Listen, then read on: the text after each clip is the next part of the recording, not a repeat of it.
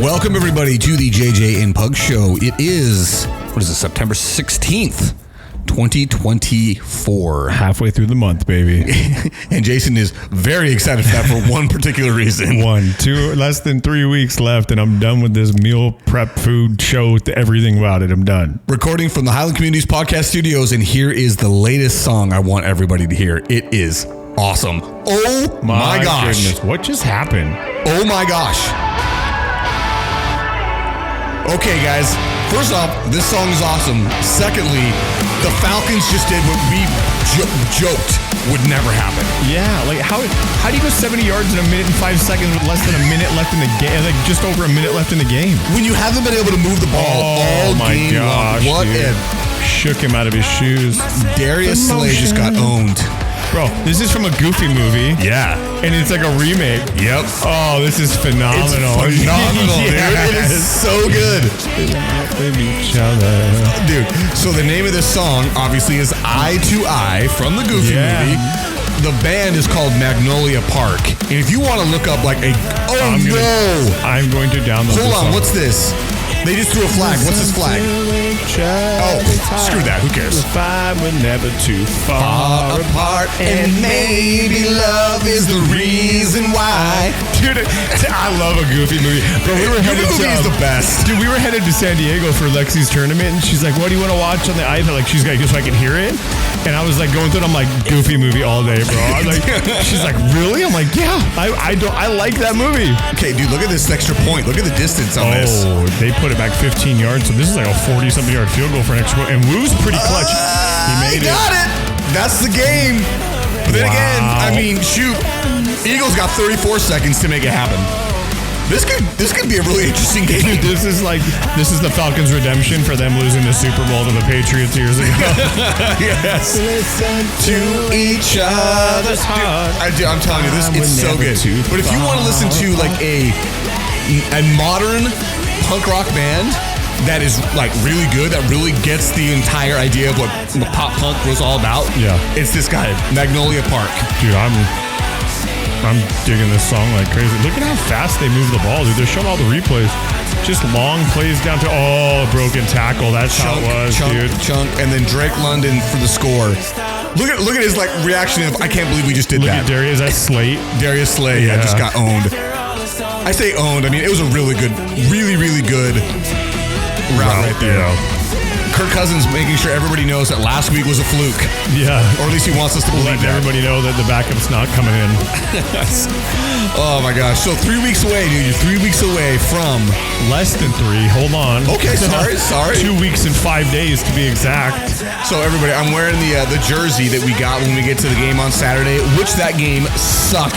Okay, so badly. First, can we go back to the jersey thing? Listen, if you're a listener and you're a person that really just fights for a jersey to the point where you're trying to steal it out of a teenage girl's hands, you're a piece of garbage. Problem. You're a piece of garbage. And I don't think any of the listeners are like that, but we all know some people like that, or we've been a part of, we've seen it, something like that. Like, I could not believe what I had to do just to get some jerseys, right? Dude. They're free. I mean, for crying out loud, they're in Spanish. Like it says Diamondbacks across the front, right? Serpientes. Which is still cool. It is cool. It's a cheap jersey. It barely has this. If it didn't have the one logo on the arm, you wouldn't even know it's a Diamondbacks jersey. No, let's be honest, it's barely above a shirt. Correct. But it's a button-up shirt. It's cool, right? It was free, whatever.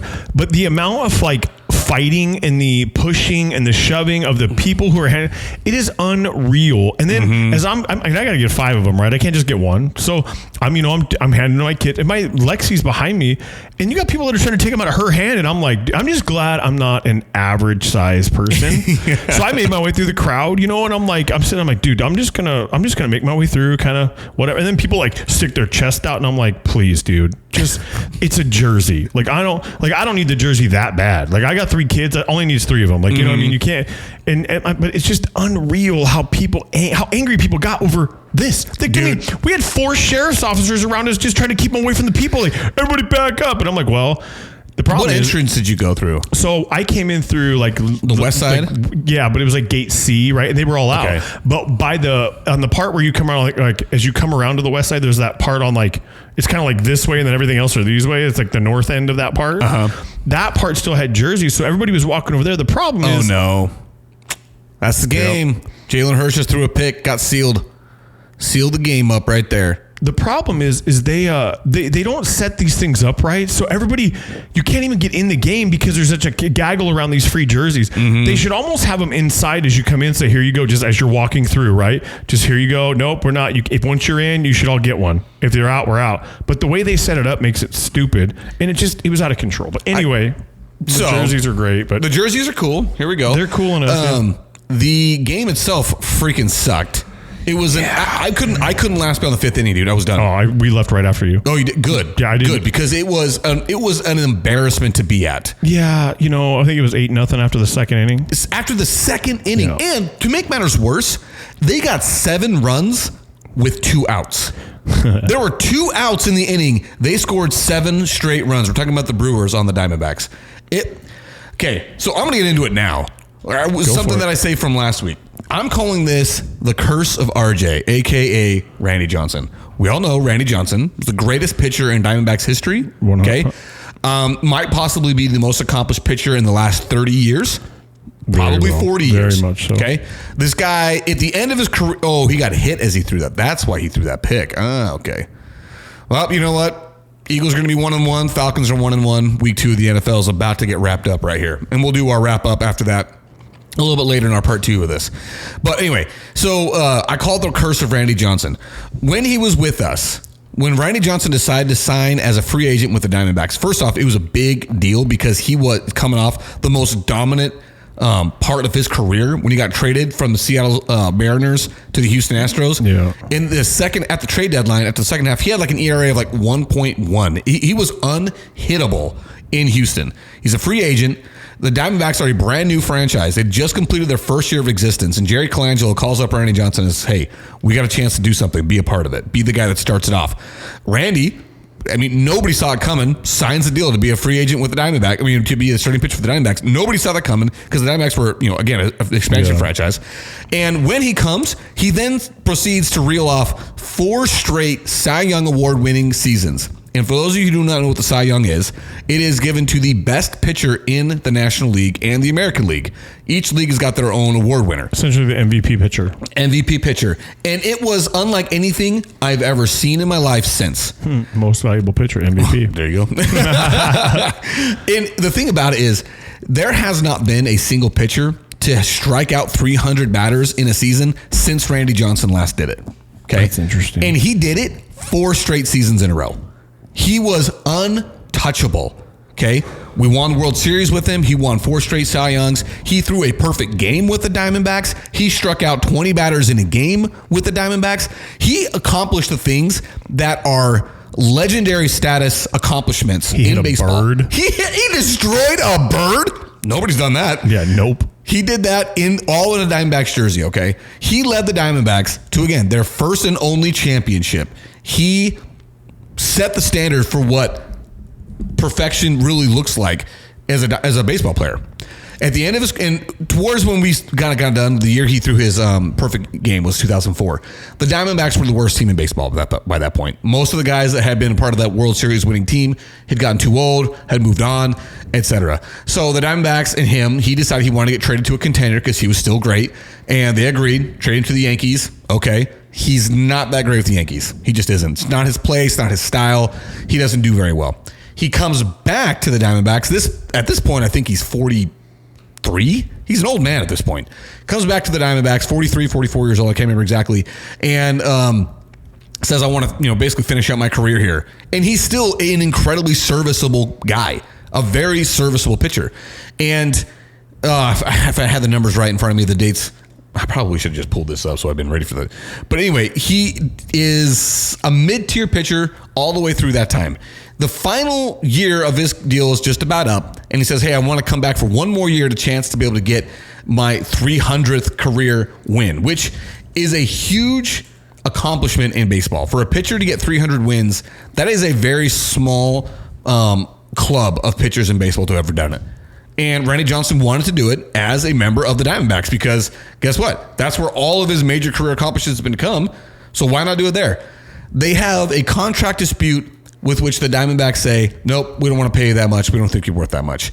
So he has to go and get his 300th win with the freaking San Francisco Giants at the age of 45 years old in 2009. Okay?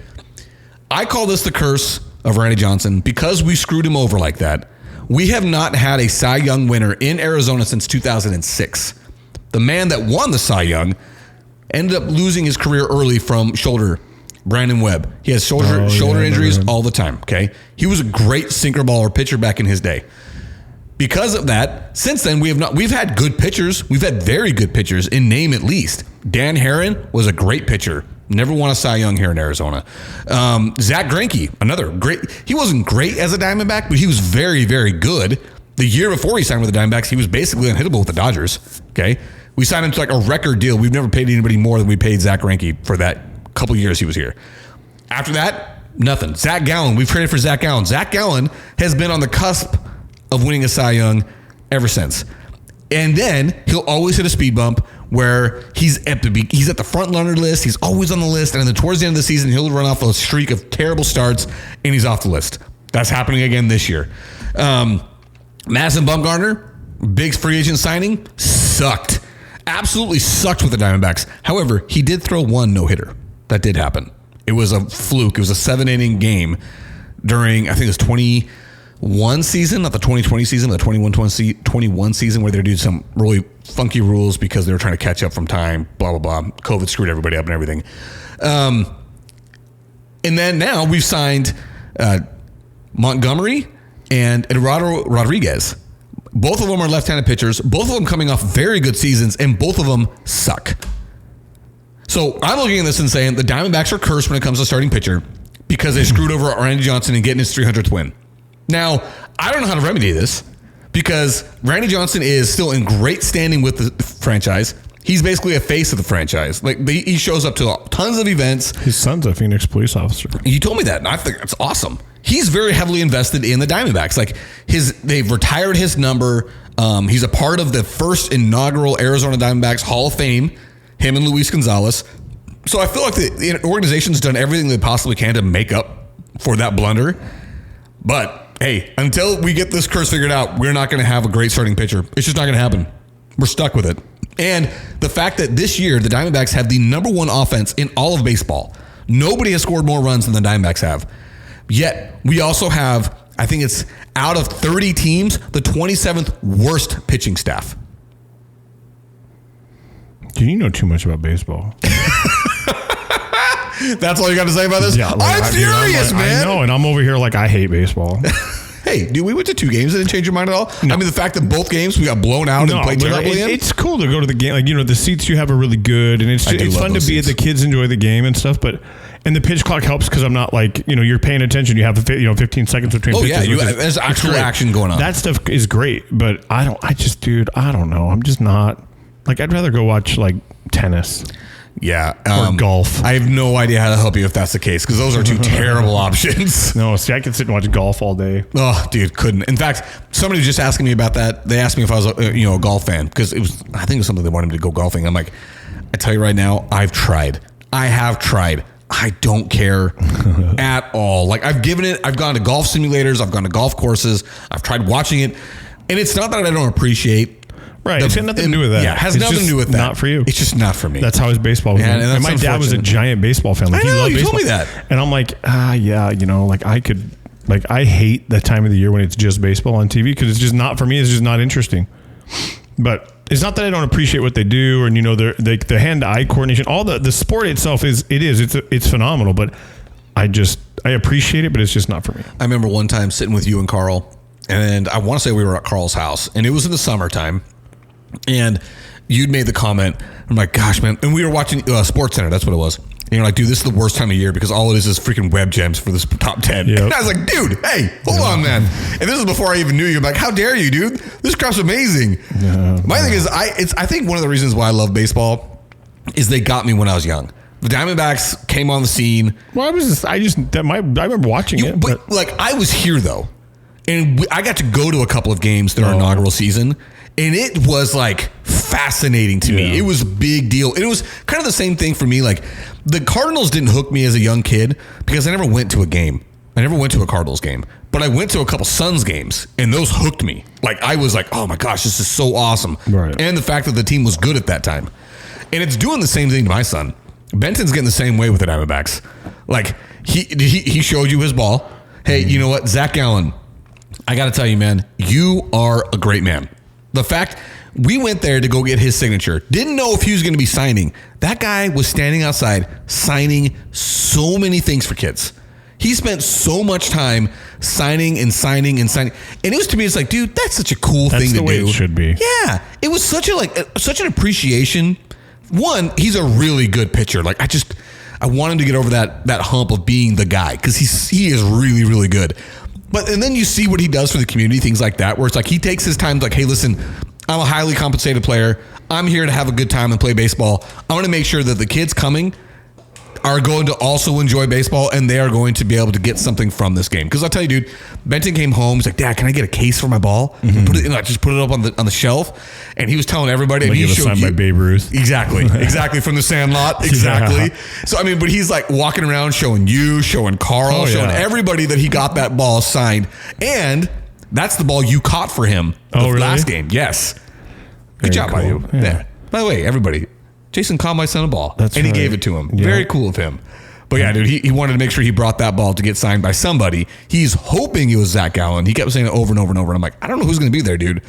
And he was there, dude. He had to have spent, 45 minutes signing stuff before the game. And kudos to him, because a lot of people, I think they take it for granted, the game they play, and they don't stick around. But they don't stick around and do that stuff. And I do get it. Like, I've seen where, like, Kyler Murray gets mad because, you got to be careful who's signing what, because they just turn around and sell it. Yeah. So I understand some of that, right? That's some crappy stuff. But when you got kids out there holding your jersey and stuff like that, it's like, look, dude, if they turn around and give it to their dad to sell, you know what? You're acting in good faith. Mm-hmm. But these kids, you're making an impression on a child that they're going to remember forever. Yeah. And you may now have hooked them like they did you into baseball forever. Like, your son's going to be into baseball forever. He may be a pitcher now because of that, right? Oh yeah, dude. Like I said, that was exactly impressionable. That was exactly the feeling I had. It's like, dude, this guy is taking his time, and I will say this: I didn't notice him taking anything from a man. It was only from kids. Yeah. And that's exactly the way it should be. And if you're a guy, if you're a man out there, shame on you, dude. Shame on you doing that. Like, I just look at that and say, come on, grow up, man. Move on with your life. Go do other things. I hate people. But I'm totally Diamondbacked out right now, even though we lost again tonight. Dude, it's ever since you said that maybe we're peaking too early, we have played the worst base. We've made as bad at baseball as we did at the beginning of the season. Maybe you're going to squeak in. I think we're allergic to September. Because last September was awful. It was awful. And this year, it's shaping to be the same. And the worst part about it is every other team that's chasing us and we're chasing are playing great. And it's so stressful, dude. I'm not going to say that. I just say I'm not happy with it. We just lost one of the worst teams in baseball, the Colorado Rockies. And Colorado, we only scored 2 runs. Easiest ballpark to absolutely light up the scoreboard, and we scored 2. Ugh. It's all right. We still got a little bit left. It'll be all right. Yeah, no, we don't have a lot left. We got 2 weeks left. All you do is get in. As long as you're in, things change. It's 0-0, and you just go from there. I know, but that's what I'm worried about. I'm worried about not getting in. Because, like I said, if I check the standings right now, when I last checked, we had like a half-game lead for the second wild card spot, and there was like 3 guys right behind us on that one. So if I'm checking here, okay, if I go, here we go, wild card, National League. With our loss, we currently have a 1-game lead on the Mets and a 2-game lead on the Braves.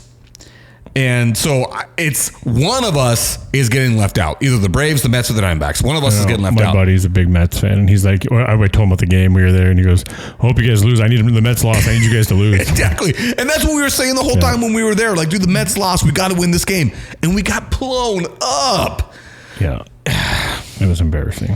They don't have run rules in the pros, but they should have. They absolutely should have, dude. I mean, to get 12 runs in 4 innings and also being shut out on the other end. Oh, dude, and you were there when Corbin Carroll almost hit the home run and that right fielder stole it, climbed the ladder. Yeah. Oh, dude, that was a bummer. But anyway, that's my thing. That's my theory. The curse of Randy Johnson from not doing what was right and making sure he got his 300th win as a member of the Diamondbacks. Like I said, everything since It makes it sound like I'm being an idiot here because he's in the Hall of Fame as an Arizona Diamondback. He is in the Arizona Diamondbacks Hall of Fame. His number is retired. He's still a member of the organization. Like, all of those things say it, but there's something, dude.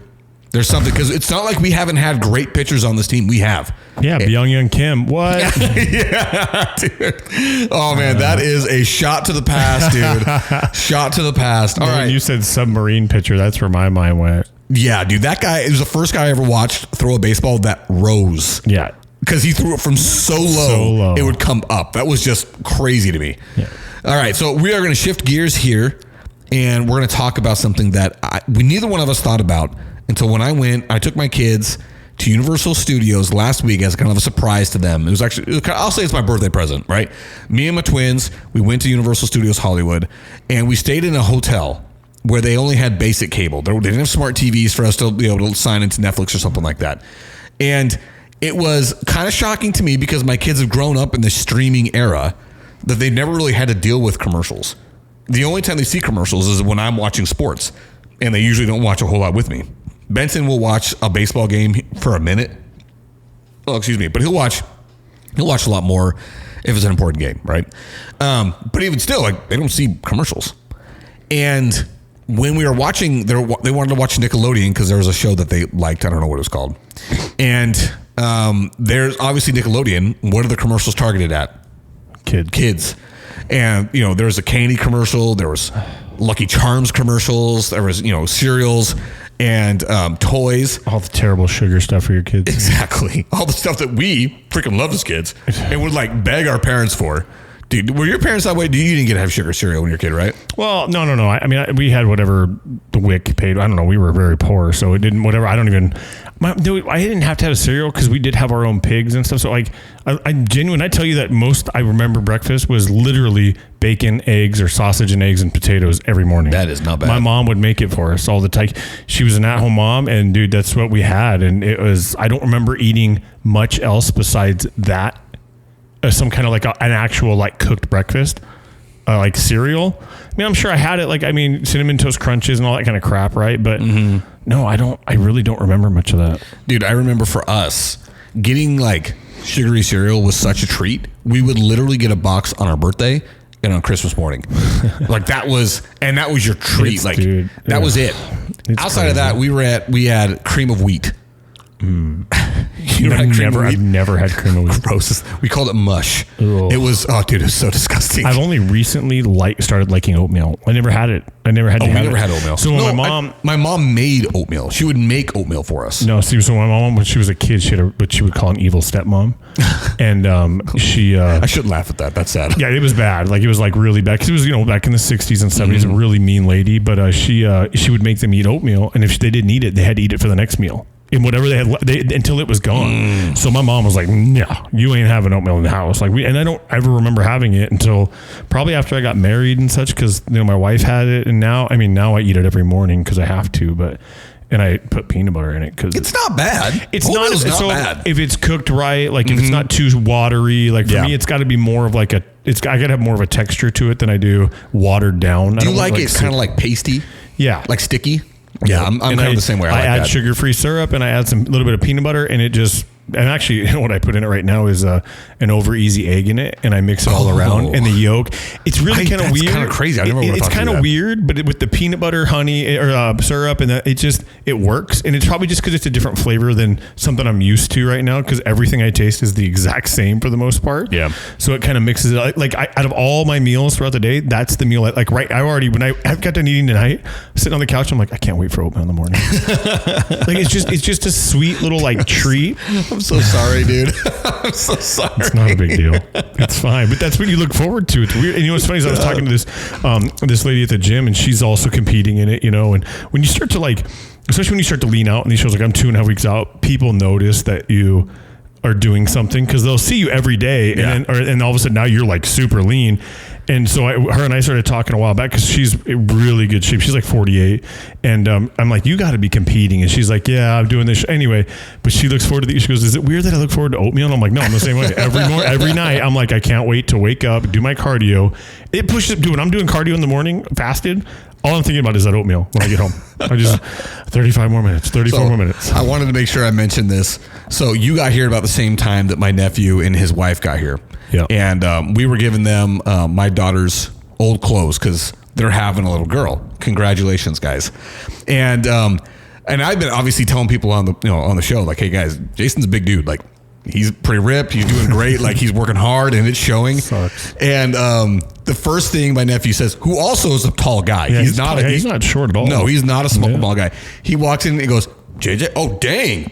Dude, you are big. He was like, yeah, I've been saying it. I don't feel like I've been lying about this. It's just a show. It's just for show. No, dude, I don't know. You're doing a good job, man. That's all I'm saying. I'm trying to make sure you get your metaphorical flowers, so you deserve them. It's it's funny. I was telling my wife, it sounds vain because in this sport, you're so worried about what you look like, right? So like for me, I always have body dysmorphia. No matter how good I look, I still feel like, ugh, you're fat. Or I've got like, oh, I need to be better here, right? Whatever. But when somebody compliments, I had a kid at the gym, he's 16 years old, kid goes, hey, do you compete? And I'm like, yeah. And he goes, dude, I can tell you look great. And he started telling me, that's something I want to do. I'm 16. And just hearing that, like, again, it sounds vain because you're like egotistical, but it's not. It's just, you're putting in all this work and it's just nice to hear it from somebody else. Okay. This is the way I equate it. When you can tell somebody is, let's say somebody's losing a lot of weight, right?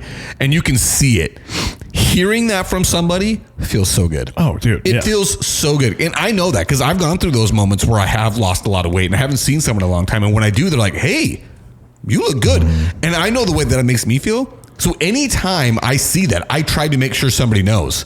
Dude, you're looking great. Like, look, what are you doing? Or if you're doing nothing, whatever it is you're doing, looks great. Working hard, great job. Yeah, because it feels good. Yeah, and then so like it's hard when like you see females, right? And you can tell they're working hard or whatever, and you're like, you want to say something, like friends of yours and stuff, but you're like, but then what if they take it wrong? You know what I mean? Like, what if they? What, you saying I'm fat before? I'm like, no, but I especially now being in like having the transformation stuff, like I just appreciate somebody working hard to change because it's not an easy thing. No, like, it's so hard. My wife, she'll never talk about it, but she's doing phenomenal. I'm very proud of her. And I told her that when I hadn't seen her in a while. And I can't remember, maybe it was the first baseball game that we went to a couple weeks ago.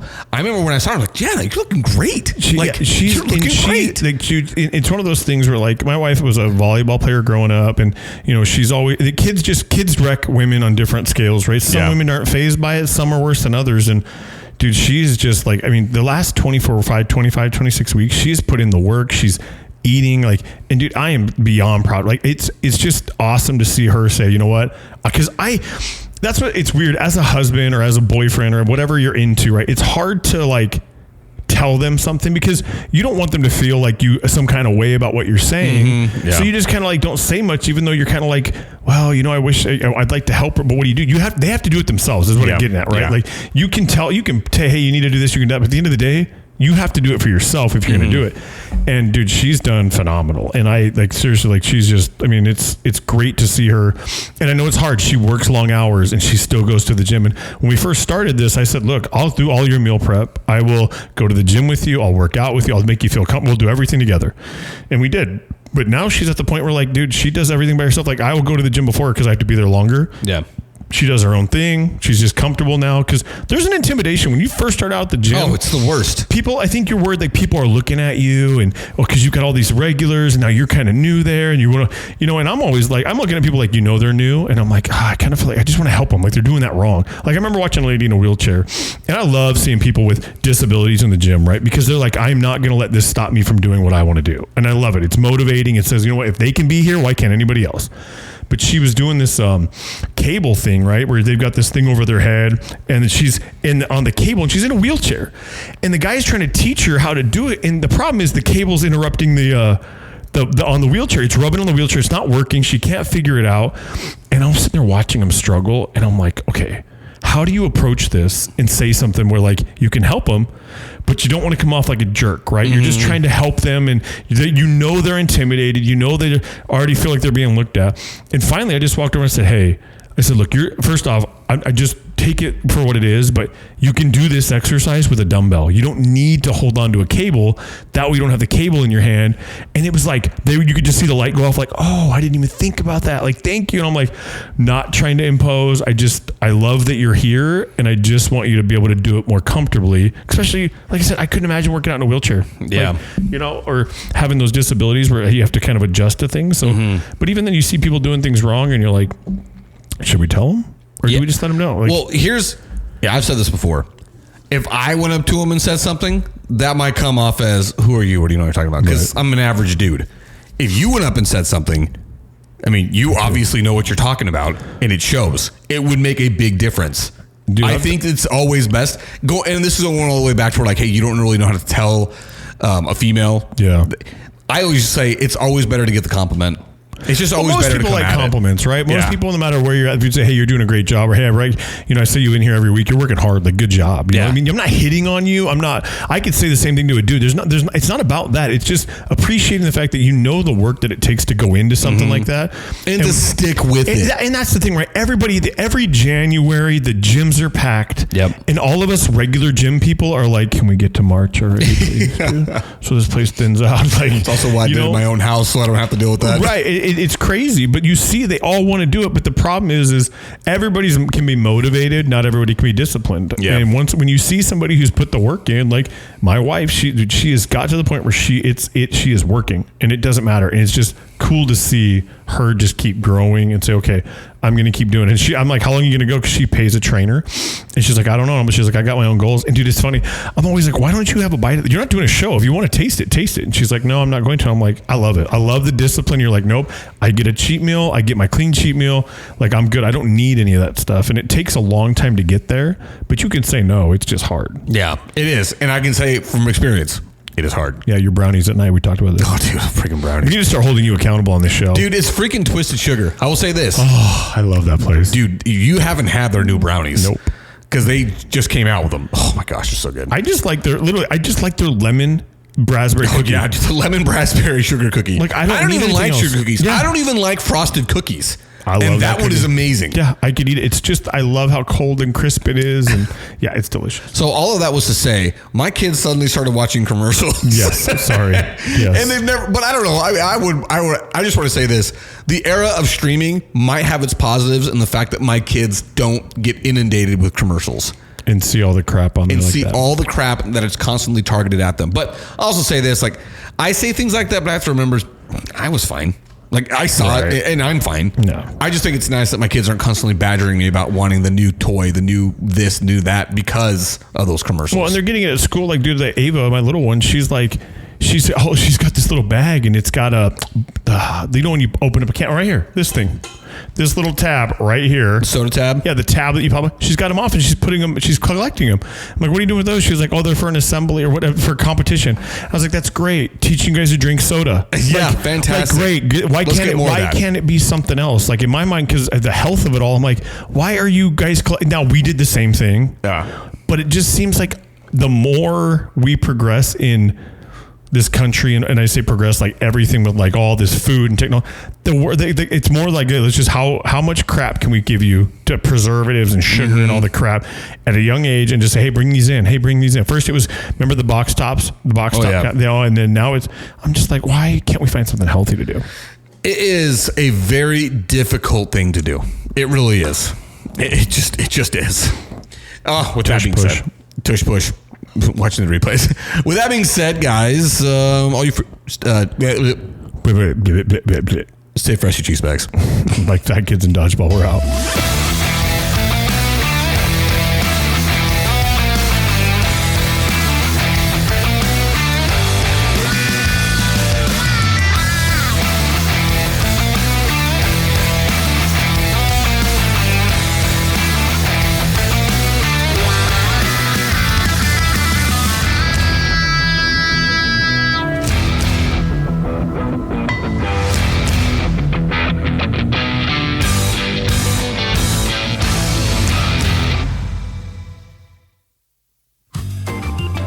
The JJ and Pug Show theme song was written, composed, and performed by Lane Hartman. Special thanks to Highland Communities for all the support given to our show. You can find the JJ and Pug Show podcast wherever you do listen to podcasts. Look us up on Facebook, Instagram, and TikTok. Remember to share the show with your friends and family and subscribe wherever you do listen. If you're able to, please feel free to support us by sending a donation to us by going to ko-fi.com/the JJ and Pug Show. That is ko-fi.com/the JJ and Pug Show. Again, thank you so much, everybody, for all the support, whether that is by simply listening, whether that is sharing it with a friend, or giving us that sweet, sweet cash. We truly appreciate it all. Thank you so much.